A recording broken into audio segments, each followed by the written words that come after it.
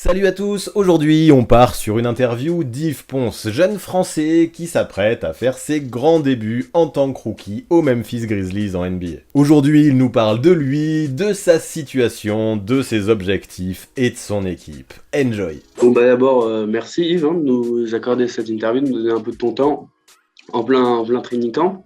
Et du coup, la première question que je vais te poser, c'est d'abord comment tu vas, dans quel état de forme tu es, alors que voilà, ça commence le training camp actuellement. Bah, écoute, ça va super. Là, on s'est fait presque un mois qu'on s'entraîne tous les jours. Donc, je commence à bien m'adapter, à bien m'intégrer à l'équipe et à trouver ma place, quoi. Donc là, pour l'instant, tout va bien là, physiquement, tout ça. Donc, prêt pour la saison. Du coup, comment ça se passe là, le début du training camp? C'est quoi vos journées types? Quel rythme d'entraînement vous avez? Comment ça se passe? Training camp, ça commence le matin, donc avec des traitements, des soins. Moi, tout le monde est individualisé, donc les temps sont un peu différents. Mais moi, par exemple, c'est par exemple 10h30, puis on fait le traitement. Ensuite, je fais 30 minutes de muscu. Et ensuite, derrière, on a une petite séance de shoot juste avant l'entraînement, 11h40. Ça dure 20 minutes, c'est une histoire de s'échauffer, commencer à shooter et tout. Et ensuite, t'as l'entraînement qui commence à midi. Et il y a tout le monde. Donc, tout le monde, et ça dure 2h30, 3h, quoi. Et du coup, je voulais revenir, donc là, t'as Memphis, je voulais revenir un peu sur ton contrat Touet, donc que tu viens de signer. C'est franchement une bonne nouvelle pour toi, c'est une excellente nouvelle même, vu que tu n'avais pas été drafté. Dans quel état d'esprit tu es vis-à-vis de ce Touet contract quand tu l'as signé Bah, moi, je me dis, de toute façon, toué ou pas toué, de toute façon, c'est pas la même situation, mais je veux dire, dans l'état d'esprit, c'est le même. C'est vrai, c'est trouver faire sa place, trouver faire son trou, et vraiment s'adapter à cette équipe, essayer d'apporter quelque chose en plus, et essayer déjà de s'adapter, s'améliorer physiquement, tactiquement, puis commencer à apprendre surtout, parce que le niveau NBA, c'est vraiment rien à voir avec la NCAA et le collège. Donc, c'est vraiment me mettre dans une bonne situation pour l'avenir. Et justement, par rapport à la draft, comment ça s'est passé pour toi? Est-ce que tu pensais que tu allais être sélectionné dans les 2 premiers tours ou est-ce que tu avais pas mal de touches avec des équipes? Ou même, est-ce qu'avec Memphis, tu avais déjà parlé avec eux en cas de non-sélection à la draft? Tu avais déjà des touches assez approfondies avec eux? Bah, premièrement, c'est vrai que moi, personnellement, je suis persuadé que j'allais être drafté. Alors, que ce soit premier tour, c'était très peu probable, mais second tour, pour moi, c'était quasiment sûr. Et oui, on a parlé plusieurs équipes, surtout avec Memphis, on a eu des bonnes conversations. Mais oui, donc grosse déception du coup le jour de la draft, même si concrètement j'aurais pu être drafté, mais derrière ça m'aurait mis dans une situation vraiment défavorable pour moi. Donc c'était le choix pour moi d'être drafté, de pouvoir choisir l'équipe et d'avoir une bonne situation, d'être dans une équipe qui me veulent, qui soient intéressés, et qui est un peu entière pour l'avenir. Donc franchement, Memphis, c'était vraiment c'est bien tombé au final. Donc même s'ils m'ont pas drafté au final, je me retrouve dans une meilleure situation que si j'avais été drafté. Donc cet été, tu as fait la Summer League avec les Grizz, avec les Grizzlies. Tu as un peu plus joué à Salt Lake, mais tu étais aussi à Las Vegas. Tu étais dans quel état d'esprit là-bas? Est-ce que c'est là-bas que tu as convaincu les Grizzlies de te garder, de te signer? Est-ce que tu savais qu'à ce moment-là, tu étais sur la balance pour vraiment décrocher un contrat pendant ta Summer League? Ouais, c'est ça, la Summer League, c'est vraiment montrer ce que tu vaux et montrer à l'équipe que tu peux apporter quelque chose en plus à l'équipe. Et après, honnêtement, j'avais un peu moins de pression, moi, parce que je savais que le Togo, j'allais l'avoir. Donc, contrairement à mes teammates qui cherchaient vraiment leur place, moi j'avais pas trop de pression parce que c'était presque assuré que j'allais avoir mon tour. Et ouais, à Utah, j'ai plutôt bien commencé. Puis ensuite, malheureusement, je me suis disloqué Le doigt? et du coup, ça m'a un peu coûté à Las Vegas parce que du coup, je pouvais pas trop jouer. Enfin, c'était ma shooteuse, donc je pouvais pas shooter. Je pouvais guère passer la balle. Donc c'était un peu compliqué. Donc ça m'a réduit mon temps de jeu. Puis ce que je pouvais faire sur le terrain. Alors du coup, je me suis moins montré que ce que j'avais commencé à faire à Utah. voilà, c'était une bonne expérience quand même. Ouais, du coup, avec tout ce que tu as montré, c'est quoi tes objectifs personnels pour cette saison? Est-ce que tu as déjà pu en parler avec ton coach, avec les dirigeants, avec la franchise? Ouais, bah, moi, personnellement, déjà m'adapter à la transition NBA, apprendre le jeu, le style de jeu de l'équipe, les plays, tout ça, et être dans un bon rythme. Après, voilà, si j'ai l'opportunité de rentrer sur le terrain, voilà, je sais que ce sera une demi de grand max, mais voilà, après, c'est faire le job. Et pour moi, le job se passe principalement en défense, tu vois, donc c'est vraiment là où je suis, c'est mon point fort, donc vraiment appuyer défensivement et essayer de montrer voilà, que je suis là défensivement et que je suis prêt en fait à, à passer le cap et à rester dans cette équipe. Et justement, la particularité du contrat Touet, c'est que tu peux jouer en G-League. Est-ce que tu sais déjà comment ça va se passer, si c'est déjà prévu que tu ailles passer pas mal de temps en G-League ou tu vas être un max avec le groupe et on verra ce qui se passe?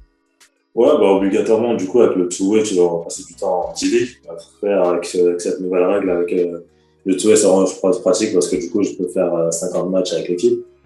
Donc, moi, avec ce qu'on a parlé avec le GM, le coach, c'est jouer principalement avec la NBA et faire beaucoup les entraînements et ensuite descendre en G-League pour faire quelques matchs, tout ça. Donc ouais, un peu des deux.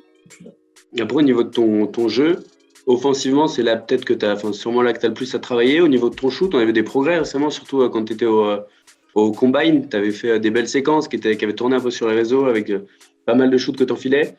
Le shoot, c'est vraiment ton objectif principal en attaque ou il y a d'autres choses que tu veux développer un peu dans ton jeu offensivement? Ouais, donc le shoot, ouais, c'était vraiment quelque chose qu'il fallait appuyer, surtout pour la combine et le draft process. Et je suis vraiment devenu meilleur à ça. Voilà, après, je continue à développer pour être encore meilleur. Et offensivement, oui, c'est vrai. Après, je n'ai pas forcément besoin d'avoir la balle dans les mains, mais c'est vrai que dès que je pourrais l'avoir, si j'ai une opportunité de driver, je vais attaquer le cercle et exploser au cercle, montrer une qualité athlétique, et l'utiliser un peu plus souvent. Et vraiment offensivement, c'est vraiment être plus agressif.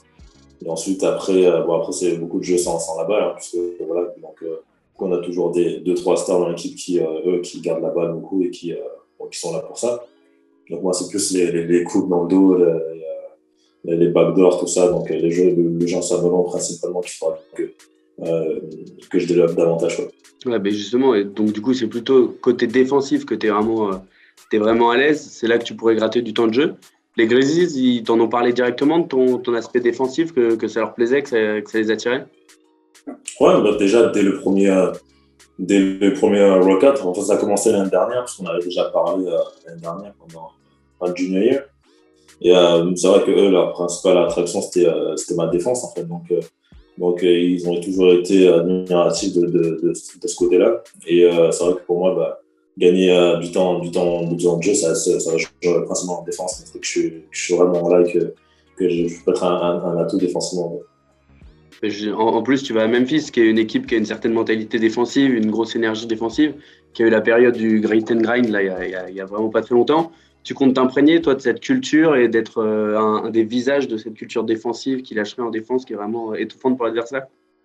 Ouais, totalement. C'est vrai que Grit and Grind, quand tu l'as dit, c'est vraiment ce qui me définit parfaitement, tu vois, parce que vraiment, c'est vraiment mon focus là-dessus, c'est en défense, tu vois, donc je vais vraiment être un chien de partout, tu vois, donc c'est vraiment, je suis dans de bonne atmosphère pour progresser même défensivement. Et il y a un truc aussi qui est pas mal, c'est que tu restes dans le Tennessee, du coup, tu seras un peu plus loin de Knoxville quand même, mais tu restes dans le même état. C'est quelque chose qui compte pour toi, qui est important? Ouais, ça compte parce qu'au final, du coup, j'ai pas beaucoup bougé, donc ma plus c'est que à 5 heures de voiture. Et donc, du coup, ouais, il n'y a franchement rien de nouveau pour moi. Et puis, c'est avantageux, du coup, parce que je suis pas un visage inconnu pour les fans. Et donc, ça aussi, ça aide que les fans soient derrière toi, ils te supportent davantage parce qu'ils te connaissent déjà. Donc, ça, c'est vraiment un plus pour moi. Ouais, justement, tu parles de cette relation avec les fans et donc de tes 4 années à la fac. Est-ce que tu peux nous parler un peu de ces 4 années à Tennessee, ce que ça a changé pour toi en sortant de l'INSEP et quel bilan finalement tu tires de ces 4 ans? Dans l'ensemble, c'est vraiment un bilan positif parce que j'ai beaucoup progressé. On m'a laissé tranquille au niveau des blessures. vachement mieux physiquement en sortant en 2007. Donc, je touchais du bois cette dernière année, j'ai pas été blessé, donc j'ai pu vraiment progresser, m'améliorer beaucoup plus rapidement. Et puis ça a été des années progressives. Ma première année, c'était vraiment une année de transition. Ma seconde, j'ai commencé à plus jouer, à vraiment m'intégrer, à montrer ce que j'étais capable de faire. Puis ma junior year, c'était vraiment l'année où j'ai vraiment explosé et tout. Donc c'est vraiment là où je me suis vraiment exposé un peu plus aux jeunes NCA, puis que j'ai été vraiment remarqué. Et dommage qu'il y avait bien sûr le Covid qui avait d'autres plans. Donc j'ai dû faire ma 4e année.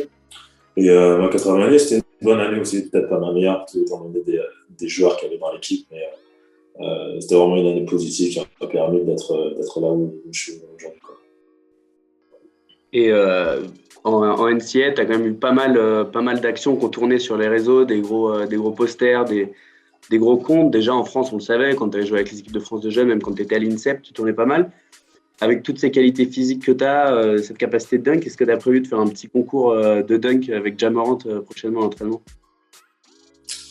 Ça pourrait se faire, ce serait intéressant. J'y ai pas encore pensé, mais c'est vrai que ça pourrait être très intéressant entre lui et moi. Là, donc, mais le gars, il est chaud quand même. Le gars, il est chaud, il saute vraiment haut, il est vraiment explosif. Mais ouais, ce serait un truc qui pourrait se faire. Mais justement, je voulais parler de lui un peu, pour l'avoir joué, là tu commences à le voir jouer pas mal. Qu'est-ce que tu penses de lui au niveau de son jeu et à quel point il est impressionnant? Moi, je pense qu'il est là où il m'a vraiment impressionné, c'était vraiment sur la vitesse et sur pas forcément la vitesse, je sais pas comment dire, mais en tout cas, niveau latéral, il se déplace très, très vite sur le changement de direction. Ça, c'était vraiment impressionnant parce que ça, c'est très dur à défendre du coup. Et après, son explosivité aussi, elle est fulgurante aussi, parce qu'il saute très haut, mais en fait très vite. Et il suffit de l'impulsion, puis hop, ça y est, c'est terminé. Donc, ça, c'est vraiment impressionnant à voir en live. Donc, et ensuite, j'aime bien aussi comment il cherche à. C'est pas un meneur selfish, donc il va chercher à distribuer les balles, il cherche à passer. Et donc, ça, c'est très cool. C'est très positif d'avoir un meneur qui cherche à passer les balles. Donc, c'est faire jouer tout le monde. Et il y a vraiment, même dans l'équipe, dans l'ensemble, il n'y a vraiment pas de personne qui veut se la jouer perso et cherche à jouer en équipe. Donc, c'est vraiment bien. Bah justement, ce que j'allais te demander, qu'est-ce que tu penses de l'effectif là? Qu'est-ce qui t'impressionne? Ou est-ce que tu penses que vous allez être vraiment fort cette année avec Memphis? La façon de jouer, ouais, vraiment ton avis sur l'effectif et sur la saison qui arrive là. Bah, on a un effectif vachement jeune, donc c'est un point fort, parce que du coup, on a beaucoup d'énergie, beaucoup de gars qui peuvent courir, puis Ja Morant qui peut vraiment qui veut pousser la balle, et donc dans les transitions, dans les contre-attaques, c'est là vraiment on peut avoir un point très point fort. Et jouer rapidement, en fait, c'est ça, jouer rapidement, puis défensivement, c'est vraiment là, je pense que ça va être un gros point fort défensivement, parce qu'on a beaucoup de gars qui veulent vraiment défendre et qui s'arrachent en défense, quoi. Donc ça va vraiment ça le point fort. Défense, transition et jouer rapide, en fait. Jouer rapide, apporter cette énergie. Ouais. Et du coup, là, je te demandais ce qui t'impressionnait plutôt dans l'effectif de Memphis. Maintenant, là, tu rentres en NBA. Et comme tu as dit, c'est une ligue totalement différente de la NCAA, c'est à des années-lumière. C'est quoi tes premières impressions? Qu'est-ce qui te choque? Qu'est-ce qui te paraît incroyable là, comment ça se passe ta découverte du monde NBA? Dans le jeu, moi, ce qui est vraiment changeant, c'est la rapidité, en fait. Je savais que c'était rapide, mais je pensais pas que c'était rapide à ce point-là. Donc, c'est vrai que quand tu fais les premiers entraînements, les premiers pick-up, ça va très, très vite. Ensuite, là, pendant le training camp, ils t'ont envoyé beaucoup d'informations que tu dois vite enregistrer et ensuite exécuter. Et ça, c'est vraiment quelque chose de différent parce qu'en NCAA, on te donne beaucoup d'informations, mais tu as plus de temps pour recevoir les informations et les exécuter. Ici, c'est vraiment. Ils nous donnent, par exemple, ils ont donné, je crois, il y a 2 jours, ils ont donné peut-être 12 plays et en une journée, même pas en 20 minutes, il fallait que tu enregistres les plays. Okay. Ça, c'était vraiment difficile. Et puis, tu n'as qu'une seule chance, surtout dans mon cas à moi. Si tu foires, c'est à dehors, quoi, tu vois. Donc, c'est à côté et tu regardes. Donc, c'est vraiment différent parce que tu as une sorte de pression pour enregistrer les informations est exécuté et t'as pas le temps de faire les erreurs parce qu'il y a des mecs derrière qui veulent ta place et tout. Donc, c'est une chance. Puis après, voilà, quoi. Donc, ça, ouais, c'est vraiment quelque chose qui change. Mais après, t'es dans le monde NBA, donc tu joues avec des gars, tu regardes tous les gars autour de toi, même le staff, c'est tous des millionnaires, ils arrivent tous dans une grosse voiture et tout. Donc, ça aussi, c'est différent aussi. C'est vraiment c'est un autre monde. Donc voilà. Bah, pour t'intégrer un peu dans tout ce monde, il y a le deuxième contre atout de l'équipe, c'est Kylian Tilly. Est-ce que ça t'aide de l'avoir avec toi à Memphis pour t'intégrer, pour découvrir un peu tout ce monde-là? Ouais, grave, parce que Kylian, c'est mon gars. Déjà, on a fait beaucoup de choses ensemble, l'équipe de France, on a fait l'INSEP, et puis depuis tout petit, on joue l'un contre l'autre tout le temps. Donc, c'est vraiment un plus d'avoir un Français à qui je peux poser des questions quand je comprends pas et tout, d'être quelqu'un je peux me reposer dessus et m'aider dans le basket, tout ça, qui se peut répondre à des questions et tout. Donc, c'est vraiment pratique. Tu te sens vachement moins seul et puis la transition, c'est du coup beaucoup plus facile quoi, d'avoir quelqu'un que tu connais bien. Ouais, bah, du coup, tu as parlé de l'équipe de France où tu avais joué avec Kylian quand tu étais plus jeune. C'est un objectif pour toi, l'équipe de France, surtout en plus que tu es passé par l'INSEP, donc tu as grandi dans cette culture de l'équipe de France. C'est un objectif dans les années à venir là, pour toi? Ouais, totalement. L'équipe de France, ça reste toujours dans le coin de la tête.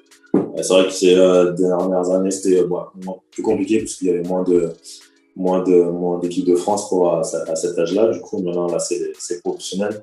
Et c'est vrai, c'est pas facile d'intégrer une équipe de France parce que voilà, il y a beaucoup de joueurs pros, des joueurs NBA, des joueurs de Euroleague qui sont là. Et c'est vrai, dans les années à venir, c'est vraiment ça l'objectif, commencer à peu intégrer l'effectif professionnel quoi, de jouer dans l'équipe de France Pro. Quoi. Bah écoute, Yves, merci beaucoup. C'était très cool. Pas de problème. Merci à vous. Merci. Je te souhaite une bonne saison, un maximum de temps de jeu. Ouais. On espère des points, des gros dunks, des gros comptes, des actions qui vont te faire gratter du temps de jeu. Hein. Ah, c'est ça, exactement. Je suis là pour ça. Avant de partir, pensez à vous abonner à la chaîne de Basket Info, mais aussi à celle du 6e homme afin d'obtenir 2 visions complémentaires de la NBA. Les dernières vidéos mises en ligne apparaissent juste sous vos yeux.